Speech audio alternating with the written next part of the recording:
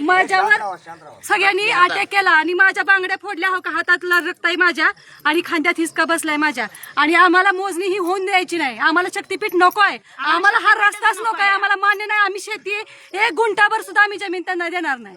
आणि कोण सरकार आहे ना, त्यांनी आपल्या आपल्या जागेत ना स्वतःची सरकारी हद्द असेल ना तिथनं विमानतळ काढा, तुम्ही शक्तीपीठ हुडका. आम्हाला गरज नाही आहे शक्तीपीठाची, आम्हाला जमीन द्यायची नाही आणि आमचं काय उपयोग नाही.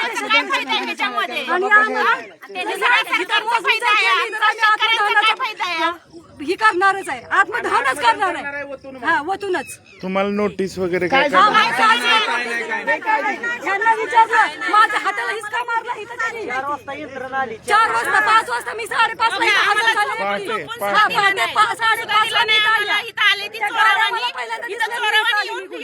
मोजणी करायची आहे. यांनी काय आम्हाला जमिनी खरेदी केली करून दिले त्या का? यांचा काय अधिकार आहे?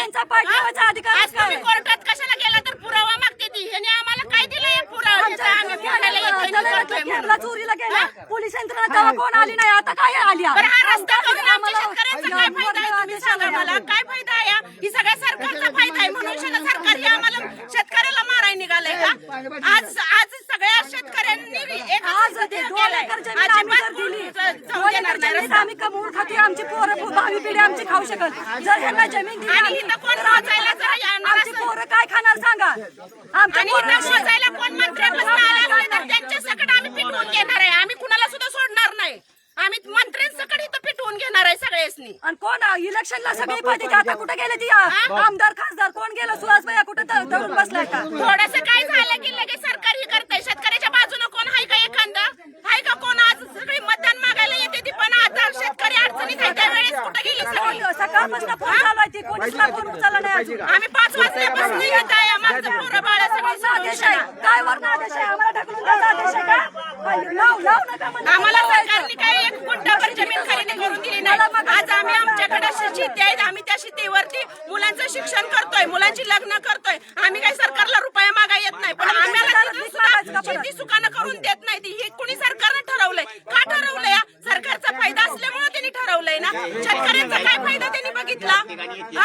आमच्या आज असल्या ह्या कोरोनामध्ये सगळ्या कंपन्या बंद पडल्या. शेवटी पोरांनी शेती केलीच ना, जगलीच ना शेतीवरती. तेव्हा सरकारनं कुणाचं हे केलंय का? सरकारनं कुणाचं बघितलंय का? कशी जगते कशी नाही? देशाला लोकशाही कुठं या? ही सगळी हुकुमशाही या. आज शेतकऱ्यावर तुम्ही दादागिरी करताय. आज शेतकऱ्यावरती आज एवढ्या महिला मुलींच्यावर अत्याचार करते, ती थांबवताय का सरकार? आणि शेतकऱ्यावरती ही का बिनकामाचं नुकसान भरपाई तुम्ही करायला लागलायचा? आज 1,500 रुपये देऊन त्यांना वाटत असेल आम्ही महिला विकत घेतल्या, पण तसं होऊन देणार नाही. आम्ही 1,500 रुपये आमच्याकडे आम्हाला दिला, 10,000 रुपये सिलेंडर केला. या 1,500 आमचं घर खर्च भागतोय का महिन्याचा? त्यांच्या आज मेकअपला बायका गेल्या तर त्यांचं दिवसाला 1,500 पुरत नाही ती, आणि आम्हाला महिलांना विकत घ्यायला बसलंय का सरकार? पण तसं चालणार नाही. आम्ही हाणून पाडणार आहे. आम्हाला शक्तीपीठ गरज नाही शक्तीपीठाची.